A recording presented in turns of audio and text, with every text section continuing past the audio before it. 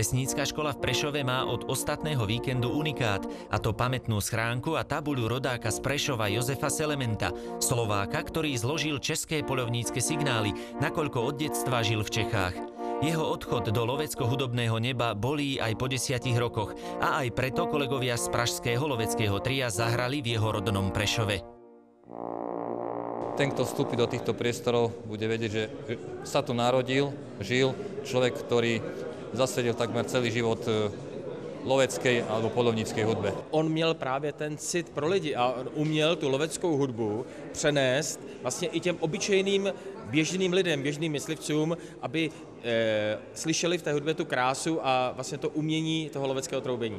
Do pamätnej schránky pod tabuľou uložili trubači vzácne relikvie, ktoré budú spomienkou na Jozefa Selementa, notový zápis jeho skladieb, odznak, podpisový arch a zmluvu o spolupráci medzi českými a slovenskými trubačmi. Hranice štátne nikdy nerozdeľujú ani zver, ani poľovníkov. Ja som tejto zásady. Toto je taký príspevok, ktorý myslím, že ďalej bude rozširovať túto spoluprácu. Trubači, sokolníci, kinologové a manželky myslivců šíří krásu myslivosti jak na Slovensku, tak v Čechách.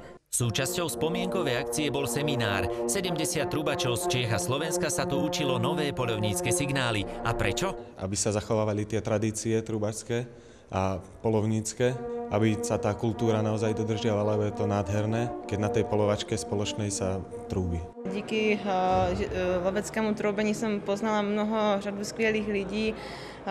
Spojili jsme se jak školy v České republice, tak dokonce i ve Slovenské republice. Je to skvělá příležitost k poznání mnoha přátel, poznat mnoho skvělých míst a naučit se lovecké hudbě.